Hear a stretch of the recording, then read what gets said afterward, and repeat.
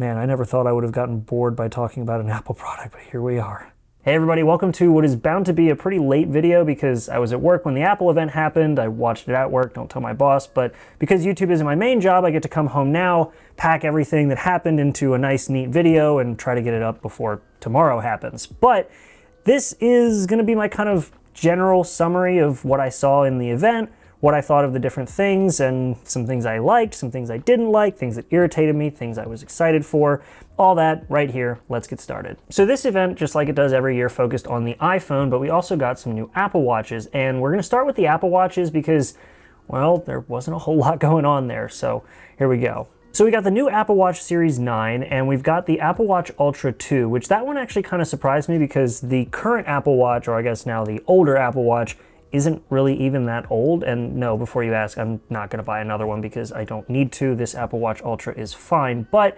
this is kind of going to what I've said in other videos about the Apple Watches, which is that at this point, Apple's kind of just polishing perfection in a way because they already really nailed the smartwatch formula in their sort of proprietary ecosystem, and every change they make is just sort of extra to what's already a really solid device. Here's what I mean. Like, we got a new SoC or SiP system in package that they use for the Apple Watch with the S9, and it's supposed to be 60% more transistor count than the last one. You also have a new neural engine that lets you do offline tasks with Siri and things like that.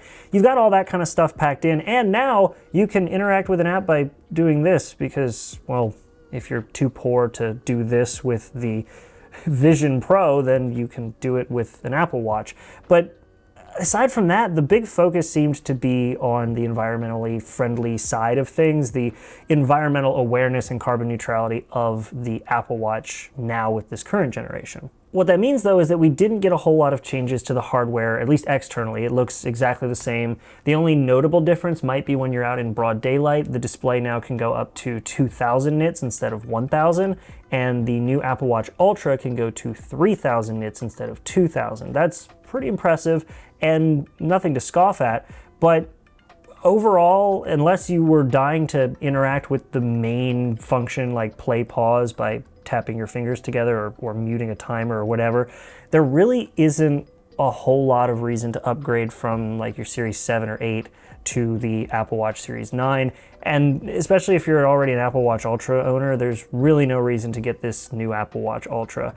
You get some cool things with that as well. You're able to have it go into the night mode screen, that all red display. You can go into that now automatically when it gets too dark and it just kind of thinks it's time to switch to that. And also you now have a different watch face, so that's kind of cool. And something else they added is the U1 functionality to the Apple Watch. So if you hold it near something like a HomePod, it brings up your HomePod controls, and then you can also use it to ping and then locate your iPhone, sort of like what you've been able to do with the AirTags for a little while. You can do that now on your watch, which is kind of neat, though the ping is loud enough usually that I can find my phone just fine. Just saying. But I said the big focus with these Apple Watches was the carbon neutrality, the whole thing of Apple trying to be completely carbon neutral by 2030. And this Apple Watch is the first one, the Series 9, is the first fully carbon neutral Apple Watch that they've made. And one of the things that that involves is getting rid of leather accessories like the bands. Now, they did introduce a new band type called fine woven, so hopefully that's a good alternative. I've always gone with like leather options for like bands when I was wearing the older Apple Watch Series 5 and 6, and I always go with a leather case for the iPhones, so let's hope that fine woven is a good alternative because I hate wearing silicone bands unless I'm working out, and I hate silicone cases, even from Apple. Nobody can get silicone cases for phones just right, and yeah, we'll see if fine woven is a good alternative. Granted, if I did have to pick a silicone band to wear, I would wear something like the Nike ones because they do breathe pretty well with all the holes in them, and they did introduce some pretty cool colors with those. My mom's all about that, and I actually really like those colors as well. And we also got some new colors for the Apple Watches themselves, which, I mean, they're better than what we got with the iPhone 15. That might be a spoiler for later in the video. Anyway, for the Apple Watch Series 9, we ended up with pink, midnight, starlight, silver, and product red, which I am actually glad to see that they have the product red again. That's always a neat color. I love how aggressive it is. But yeah, that's what we ended up getting. And then we also got 3 colors. We've got gold, silver, and graphite with the stainless steel one. If you want to spend $600 on a stainless steel Apple Watch, those are some options. And the Ultra still comes in just straight titanium, though it is recycled titanium, or I guess more recycled titanium than previously. This is what they called virgin titanium, which I think just means it's straight mined titanium, fresh out of the ground, whereas the new one has recycled titanium. So that's a plus, and for their whole carbon neutrality thing, that's another step towards that.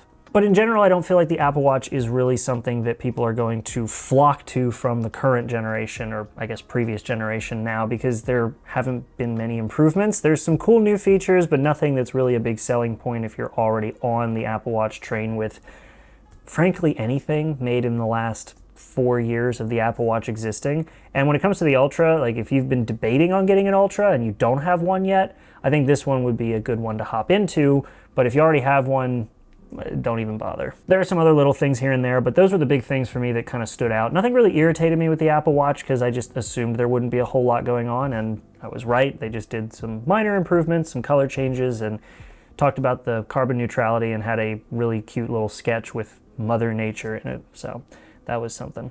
So with that out of the way, let's move on to what everybody was more excited about, myself included, the iPhone 15 and 15 Pro. So starting out with the iPhone 15, the biggest thing I noticed, aside from the thing we'll talk about later, is the fact that it now has the dynamic island. Thank God. This was one of those things where I was very worried about how developers would kind of invest in doing that. And to be honest, I've had the iPhone 14 Pro for a while now, and there's some apps that take advantage of the dynamic island, but I've said for quite a while that until it comes to something that everybody's going to get, developers aren't really going to feel the need to actually make things that work with the dynamic island. But now we have the standard iPhone with the dynamic island. So that'll be a nice thing to see developers finally taking advantage of. And of course, we have the same sizes as last year with 6.1 and 6.7 inch displays, so the standard and the plus. That doesn't surprise me. I wasn't expecting a mini this year. If anything, I would have been surprised if we got an iPhone mini again, but I don't think they're ever going to do that again, so rest in peace. And of course, these displays are going to have the same ceramic shield as last year for durability's sake. There is a bit more of a curved edge to the side of the phone leading into the glass, so that's kind of nice. I wonder if that'll kind of improve the feel in the hand and potentially the grip. And we also have the same 60 Hz OLED displays as we did last year, so no ProMotion, but that's not going to come to the standard iPhone, I think, for a very long time. Though something else that I didn't think would make it to the standard iPhone for quite a while, but actually did, was the camera. We now actually have a 48 megapixel main camera, which is surprising because they only just introduced the higher resolution cameras to the iPhones on the Pro models last year, and now we actually have it on the standard one. And yes, I know that there are other phone companies that have packed much higher resolutions into their basic phones, but packing 100 megapixels into a camera for numbers' sake doesn't do quite the same as actually putting the effort into making the cameras shoot good photos. Samsung, Huawei. Either way, that's not something I was really expecting to come to this iPhone so quickly. I was expecting them to stick with 12 for at least a little bit longer, but that means we now have the wide angle. We have a 1x, which is your standard one at 48 megapixels, and we also get the 12 megapixel 2x zoom, where we don't lose any quality off of a 12 megapixel image. And it's funny because when I was watching them do the presentation for this, I kind of felt like I was just watching a rehash of the iPhone 14 Pro announcement from last year with the 48 megapixel sensor, but without the Pro kind of stigma to it. So we essentially got the same information as last year's iPhone on the Pro side, just now with a standard iPhone. Oh, and they did the same thing they did last year, where they took the processor out of the higher end phone of the previous year and put it into the standard one. So this year we get the Pro proven powerhouse of the A16 Bionic, but now we get it in the standard iPhone 15. So cool. Now, I know you all want me to talk about the iPhone 15 getting USB-C, and we will talk about that shortly because we did finally get USB-C on the iPhones. That is a thing that we have now, but I want to cover the iPhone 15 Pro because when I do talk about USB-C, knowing what's going on with both of these devices is going to be very important. But yes, we did get USB-C on both of the new iPhones, and we also got it on the AirPods, which is interesting. So I guess now you can actually travel with one cable, which Android's been able to do forever. The one thing that I have always wanted from Android as soon as they started using it on everything was USB-C, and well, the iPhone finally got it, and it was hilarious to watch Apple talk about it like it was some revolutionary new thing, even though they know that it's because the EU forced them to do it. But either way, we got USB-C on the iPhone 15. We'll go over why that actually pisses me off in a bit, but it doesn't piss me off for the reasons you think. Oh, actually, no, before we move on, how could I forget? We had colors, which are kind of bland. We have blue, which looks very pale. We have pink, which also looks very pale. They're all pale. We also have yellow, green, and then we've got black, which just looks the same as the black on the Pro we had last year. But something interesting is that they did actually do a matte finish on the standard iPhone and just put the gloss around the camera like we've had on the Pro for years, but now it's on the standard. Took them long enough, but hey, it's there now. Okay, now we can move on to the iPhone 15 Pro. And the first thing to note is that it is now made of titanium around the band instead of stainless steel. That is actually really cool. The first time I saw that, I was worried about the price, but the price didn't go up.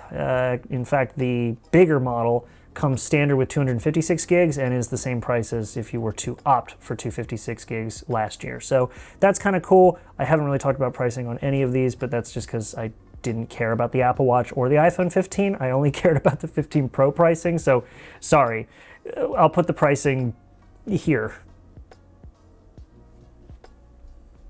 But either way, the new iPhone 15 Pro has titanium as the actual metal band, and then they have the same ceramic shield glass on the front and the back. I assume the back. They also mentioned that it's easier to take the back off now for technicians. I guess you can actually service the back glass without having to replace the whole phone, which was a thing that I know a lot of people who worked in Apple stores had to do, which is irritating. And if we keep looking around the outside, you'll notice that the mute switch, like everybody said it would, is removed and replaced with an action button just like what we have on the Apple Watch, well, the Apple Watch Ultra. Now, my original concern with this was that they were going to remove the mute switch and the button was not going to have the mute functionality at all unless you programmed it in, but that would defeat the purpose of the action button. But from what I can tell, it's still there with a press and hold, so you just have that functionality there, period. Though I am going to miss the actual visual indicator of whether it was muted or not. That was always nice, but you can then also program this to do other things with a click.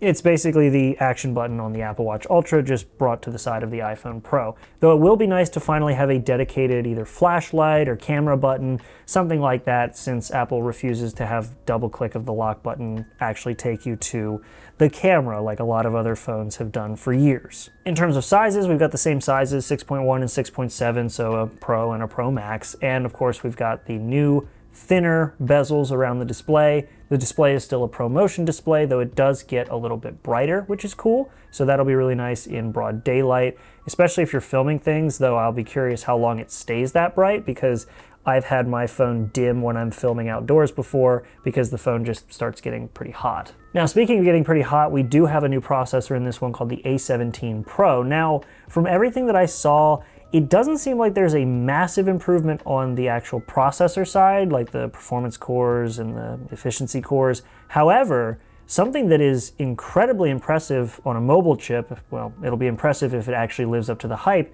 is that it now has in the graphics chip the ability for hardware accelerated ray tracing. This is something that's been, of course, big in gaming for a while now. NVIDIA introduced it with the RTX series of chips. All the new consoles like the Xbox Series X and the PS5 have ray tracing to some degree or another.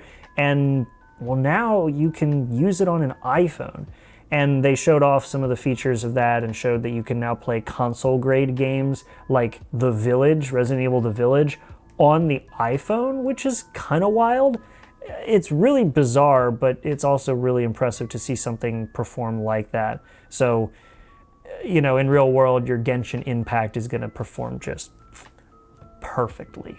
It'll be so ridiculous if they add ray tracing to Genshin Impact. The gacha gangs will just lose their minds.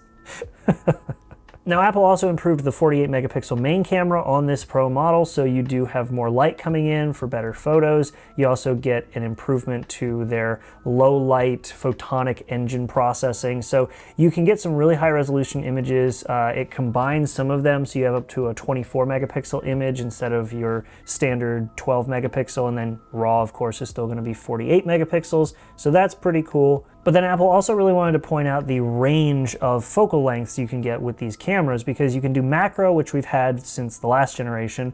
You have a 13mm, which is the ultra wide. You also have a 24mm, which is the standard lens for the main one, as well as the ability to crop it in by one to a 28mm.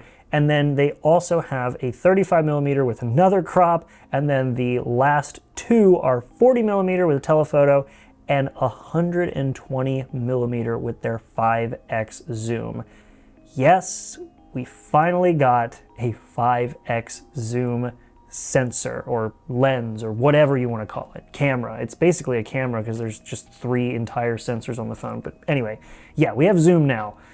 Finally. It's kind of hard to really explain because I don't quite understand it myself. I got to do a little bit more research to really wrap my head around it. But essentially, Apple added a telephoto, just like how Samsung added a telephoto with sort of the periscope lensing. But Apple somehow managed to keep it pretty compact by having the lens almost flat. It's really weird. I want to know a little bit more about it before I really speak on it, so I'll probably do another video kind of talking about it, or maybe I'll just cover it in the review when I get it, because I am getting the Pro model phone. But yeah, it's just kind of weird because we finally get a zoom lens, and it is genuinely impressive, though I'll be curious to see what the maximum zoom is, because I'm going to guess that it's probably going to be unusable past, like, I don't know, what would Apple consider it? 20x zoom? I actually just found it when I was scrolling, and it's 25x digital zoom. That's not going to look good. That'll be like watercolor paintings. But either way, yes, Apple finally put a telephoto lens that isn't just a 3x zoom onto the new iPhone. Thank you. It took them long enough to do that, and I tend to use the ultra wide and the standard more than I use any sort of telephoto, but it's just another tool in the arsenal. I carry a telephoto with me in a camera bag, so even if I don't use it, I still have it. A tool in the arsenal.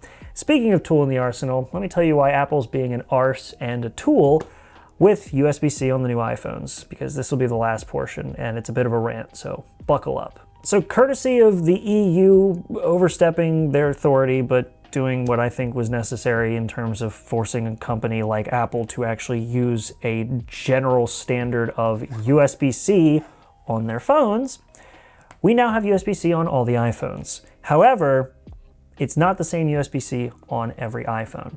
Oh boy, am I going to be sick of saying USB-C by the end of this video. But either way, we've got USB-C, and Apple has had USB-C on other devices for quite a while, and they were very aware of this and pointed it out during the keynote. They have it on the iPad with Thunderbolt. Their Macs all have Thunderbolt via USB-C. The base iPad, the iPad mini, and the iPad Air all have USB-C. The new AirPods now have USB-C. But now with the iPhones, you've got USB-C, and it's different between the Pro and the standard, because the Pro model has USB 3 speeds. That's up to 20 times faster than USB 2. That is actually something that a representative from a technology company said about USB in 2023. That is like something that I would have expected to hear as this crazy figure back in 2010, you know, when USB 3 was first hitting the mainstream. And they're saying this completely unironically and with a straight face in the keynote. Yeah. But either way, the new iPhone 15 Pro has USB 3, and they actually took advantage of some of these features by giving us the ability to record ProRes straight to an external drive, which I don't have on my desk right now, or by hooking it up to something like Adobe Lightroom, so as you take pictures, it just dumps them straight through the cable to your computer.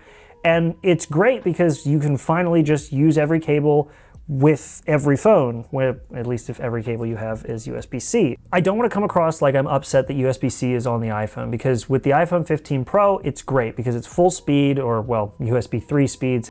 20 times faster. And it means that we can finally take a ton of big videos and move them to a computer via the cable in a way that isn't going to take forever. The same can't be said, however, for the iPhone 15, because even though it has USB-C, and USB-C for most people means a new, modern, reliable, fast connector, no, you get USB 2. So if you happen to be somebody who doesn't need the Pro model, i.e. most people buying an iPhone, you're going to be stuck with USB 2.0 speeds. That is 480 megabits per second, as opposed to the significantly higher speeds available on the iPhone 15 Pro with USB 3. 20 times. That is so stupid. I actually made a video a little while ago talking about how Apple switching to USB-C would ruin USB-C for Apple users. You can check it out over there. But I basically said that they were going to do the same thing. And this was a while ago. But I essentially said that they were going to just make two separate phone connectors with USB-C. You'd have a high-speed one with good data, charging the whole 9 yards. And then you'd have one that was basically Lightning but shaped like USB-C. It's so dumb. Like, I know it's not going to affect me because I'm going to get the Pro model phone because I do actually use the features on the Pro camera and I actually take advantage of that extra battery life and all that kind of stuff. But just, it really does suck that this is where we're at with the iPhone, is that they're finally moving it to USB-C, and the average person who would just like to have a USB-C cable would have probably just benefited from keeping Lightning, because now they get to buy a whole new set of cables with USB-C if they want to do other things than just connect it to power, because I assume the cable coming in the box is just going to be power, but I guess we'll see.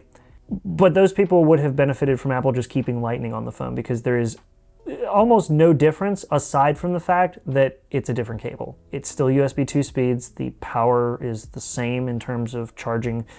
There's no reason to have changed it to USB-C if you were just going to do that. On the flip side, again, with the Pro, yeah, there's totally a reason to do it with the Pro, because now you have better speeds. I hate it. I'm probably going to make a whole video talking about why it's dumb, but I just wanted to talk about that in this specific scenario because, well, here we are doing exactly what I said Apple was going to be doing in that video that I linked a minute ago. So either way, I'm not super blown away by anything that came out in particular. I think the most impressive things for me were the ability to record ProRes straight onto an external drive through your phone with the USB-C cable that's actually high speed.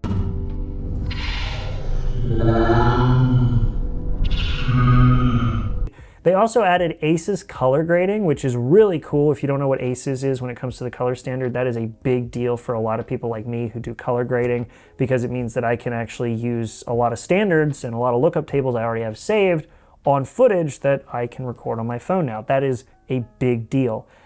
But aside from that, yeah, the zoom lens is neat. The titanium build is cool. The 15 is neat. Nothing really too crazy about that aside from them finally putting the dynamic island on that along with this phone. And then, yeah, the Apple Watches are just more polished quality. If you don't have an Apple Watch, these are as good as any to get. And if you already do have an Apple Watch, just keep it. Yeah, it's just another Apple event, and it's kind of a plateau nowadays, but it's good to see that we've got some new stuff. I'm pretty interested to see what that ray tracing function on the new A17 Pro is going to be like. I really want to play around with the camera. Make sure to like and subscribe, because I am going to be buying the iPhone 15 Pro, because that's the one that gets all the goodies.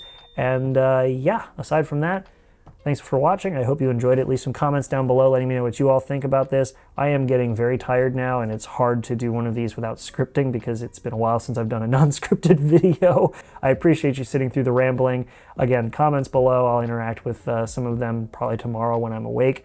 And aside from that, I'll see you all in the next video. Make sure to be there and have a good one.